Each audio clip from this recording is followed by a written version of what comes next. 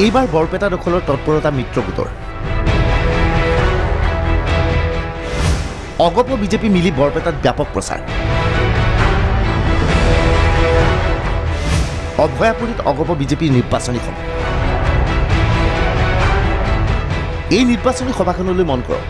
অভয়াপুৰীত ভূপেন্দ্ৰৰ উদ্যোগত আয়োজন কৰা হৈছে অগপ বিজেপিৰ নিৰ্বাচনী প্ৰচাৰ অংশগ্ৰহণ কৰিছে বৰপেটাৰ অগপ বিজেপিৰ মিত্ৰগোটৰ প্ৰাৰ্থী কুমাৰ দীপক দাস মঞ্চৰ সন্মুখৰ এই লোকসকলক মন কৰক গেৰুৱা টুপি পৰিধান কৰি আহিছে এওঁলোক অৰ্থাৎ এওঁলোক বিজেপি কৰ্মী আহিছে অগপ বিজেপিৰ মিত্ৰগোটৰ এই সভালৈ এইদৰে ব্যাপক হাৰত বিজেপি কৰ্মীয়ে কুমাৰ দীপক দাসক সহায় জনোৱাত স্বাভাৱিকতে উৎফুল্লিত হৈ পৰিছে বৰপেটাৰ প্ৰাৰ্থীগৰাকী মিত্ৰগোটে কেইখন আসন পাব বৰপেটাত কুমাৰ দীপক দাস বিজয়ী হ'ব পাৰিবনে এখন আসনে আমি লাভ কৰিম কাৰণ ইয়াৰ আগতে 12খন বহুতে কৈছিল এতিয়া দেখিছোঁ যে 14খন আসনে আমাৰ হাতলৈ আহিব কাৰণ লাহে লাহে কংগ্ৰেছ আৰু ইউআইডিএফ ধাৰাবাহিক হৈ গৈছে বিগত নিৰ্বাচন যিকেইটা হৈ গ'ল তাত ধাৰাবাহিক হ'ল অহাকালি নিৰ্বাচন আছে তাতো ধাৰাবাহিক হ'ব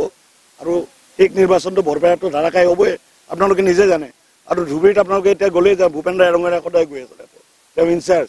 তেওঁ আহি সদায় কয় যে আমাৰ বৰপেটাতকৈ ধুবুৰীয়ে বেছি ভাল এতিয়া গতিকে কিমান আগবাঢ়িব পাৰে আমাৰ বৰপেটা আমি জিকাটো ফাইনেল হৈছে ধুবুৰী কেনেকৈ জিকিব এই কথাটো ভাবক গতিকে 14টা সমষ্টি 14টা নিৰ্বাচনত আমি এজিপি বিজেপি বিপিএফ এই তিনিটা দলে লগ লাগি নিৰ্বাচন খেলিছোঁ আৰু আজি আপোনালোকে দেখিছে বিপুল সকলো জাতি জনগোষ্ঠী ধৰ্মীয় গোষ্ঠীৰ মানুহ আহি এই প্ৰখৰ ৰ'দত এনেধৰণে আমাক আশীৰ্বাদ দিছে শুভেচ্ছা দিছে আৰু মই আপোনালোকক এই কথা ক'ব বিচাৰিছোঁ যে এই নিৰ্বাচনত কংগ্ৰেছ ইউআইডিএফ দলক আমি বহু পিছ পেলাই আমি আগুৱাই যাব পাৰিম চেঙাত অগপ বিজেপিৰ নিৰ্বাচনী সভা বিজেপিৰ ৰাজ্যিক সভাপতি ৰঞ্জিত দাস উপস্থিত অগপৰ কেশৱ মহন্ত বৰপেটাৰ চেঙাত ৰঞ্জিত দাসৰ বিতৰ্কিত মন্তব্য বৰপেটাৰ কিছু অংশ দেখিলে পাকিস্তান যেন লাগে ৰঞ্জিত দাসৰ বক্তব্যৰ সময়ত কাষৰ পৰা আঁতৰিলে কেশৱ মহন্ত বৰপেটা লোকসভা সমষ্টিৰ অধীনস্থ চেঙা বিধানসভা সমষ্টিত নিৰ্বাচনী সভা অনুষ্ঠিত কৰিছে অগপৰ মিত্ৰগোটে এয়া মঞ্চত দেখা গৈছে কেশৱ মহন্ত আৰু ৰঞ্জিত দাস বিভিন্ন বক্তব্যৰ পিছত ৰঞ্জিত দাস ওলাই আহিল ৰঞ্জিত দাসক সাংবাদিকে সুধিলে আপুনি এটা সময়ত কৈছিল যে বৰপেটাক দেখিলে আপোনাৰ পাকিস্তান যেন লাগে আপুনি কি কয় ৰঞ্জিত দাস কিন্তু নিজৰ স্থিতিত অটল ৰঞ্জিত দাসে বক্তব্য আগবঢ়াইছে এটা সময়ত তেওঁ কিছু সাম্প্ৰদায়িক বক্তব্য আগবঢ়ালে এনে অৱস্থাত ৰঞ্জিত দাসৰ কাষৰ পৰা আঁতৰি গৈছিল কেশৱ মহন্ত সেইটো আজিও কওঁ মই সেই সময়ত কৈছিলোঁ যে বৰপেটাৰ একাংশ অঞ্চল আছে সেই অঞ্চলত আহিলে পাকিস্তান সদৃশ যেন লাগে সেই আগতেও কৈছিলোঁ আজিও কওঁ কিন্তু মই একাংশ শব্দ বুলি কৈছোঁ যিটো কথা যোৱাকালি নেকি এটা টিভি চেনেলতো পুনৰ সম্প্ৰচাৰণ কৰিছে ময়ো কৈছিলোঁ কথাষাৰ কিয় কৈছিলোঁ কথাষাৰ যে মই যেতিয়া উজনি অসমত যাওঁ তাত যেতিয়া অসমীয়া কৃষ্টি সংস্কৃতিৰ কথা যেতিয়া দেখা পাওঁ তাত যেতিয়া লাৰু চিৰাৰ যেতিয়া দেখা পাওঁ তাত যেতিয়া মানুহৰ আচাৰ ব্যৱহাৰ দেখা পাওঁ তাৰ বিপৰীতে আমাৰ বৰপেটা জিলাত ধুবুৰী জিলাত একাংশ এনেকুৱা অঞ্চল আছে সেই অঞ্চলত যদি আহোঁ তেতিয়াহ'লে মোক নিজকে অসমীয়া যেন নালাগে কাৰণ কিয় যে কিছুমান অঞ্চল আছে তাত কোনো অসমীয়া কৃষ্টি সংস্কৃতিৰ প্ৰভাৱ এইটো পৰা নাই গতিকে যি অঞ্চলত কৃষ্টি সংস্কৃতিৰ অসমত থাকি পেলাই তেনেকুৱা যদি প্ৰভাৱ যদি নপৰে এতিয়াও সেইটো আমাৰ কাৰণে দুৰ্ভাগ্যজনক কথা কিন্তু যিসমূহ অঞ্চলত এতিয়াও ৰমজান মাহৰ নামত এমাহ ধৰি পেলাই দোকান যদি বন্ধ থাকে এই ভাৰততে এই অসমতে তেতিয়া তেনেকুৱা অঞ্চলত গৈ পেলাই আপোনাৰ কেনেকুৱা অনুভৱ হ'ব গতিকে গৌৰৱ গগৈ ডাঙৰীয়াৰ তেওঁ যদি অসমীয়া সত্ৰ আছে যদি ভাৰতীয় যদি সত্তা আছে যিখিনি সময়ত মাহজোৰা ধৰি দোকান বন্ধ থাকে জনীয়া কলগাছি অঞ্চলত ৰমজান মাহৰ সময়ত গতিকে গৌৰৱ গগৈটো নাজানেতো ভাৰতীয়তো স্বাভিমানো নাই অসমীয়া স্বাভিমানো নাই কাৰণ তেওঁ কথা অসমীয়া ভাষাই শুদ্ধ কৰি ক'ব নাজানে চেঙাৰ এই নিৰ্বাচনী সভাত ৰঞ্জিত দাসে এনে বক্তব্যক আগবঢ়োৱাটো কিবা প্ৰয়োজনীয়তা আছিলনে এনে বক্তব্যৰ ফলত অগপ প্ৰাৰ্থীগৰাকী ক্ষতিগ্ৰস্ত নহ'বনে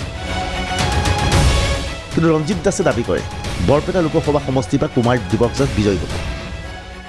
দীপক দাসতো বিজয় নিশ্চিত কাৰণ কিয় ইতিমধ্যে ধৰ্মীয় সংখ্যালঘুৰ মানুহসকলে যেনেকুৱাকৈ আঁকোৱালি লৈছে কুমাৰ দীপক দাসক এইটোৰ কথা আমি লক্ষ্য কৰিছোঁ যে কুমাৰ দীপক দাসে বিজয় সাব্যস্ত কৰিব পাৰিব আৰু কুমাৰ দীপক দাসৰ লগত কণ্টেষ্ট হ'ব ডক্টৰ ৰফিকুল ইছলাম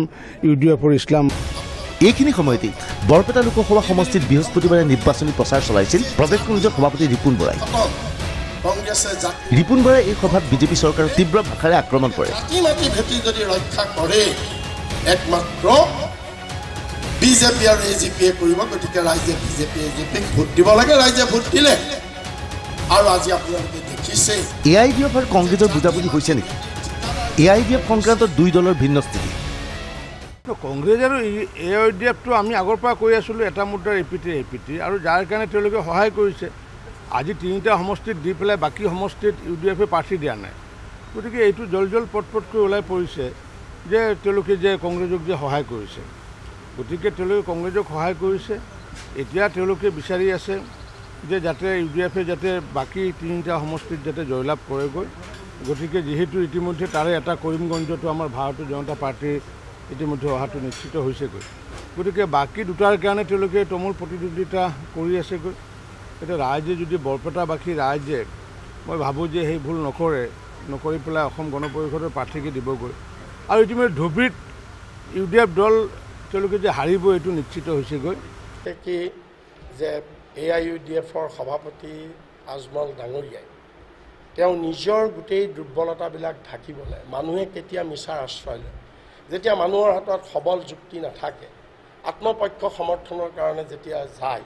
তেতিয়া তেওঁ মিছা আশ্ৰয় লয়। এতিয়া একদম চিম্পল কথা,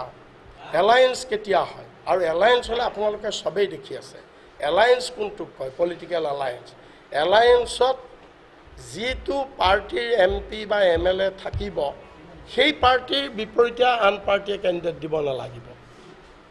ইয়াত এতিয়া 3টা সমষ্টিত AIUDFৰ চিটিং MP আছে। এলায়েন্স হ'লে কি হ'ব লাগিছিল, এই 3টা আমি তেওঁলোকক এৰি দিব লাগিছিল,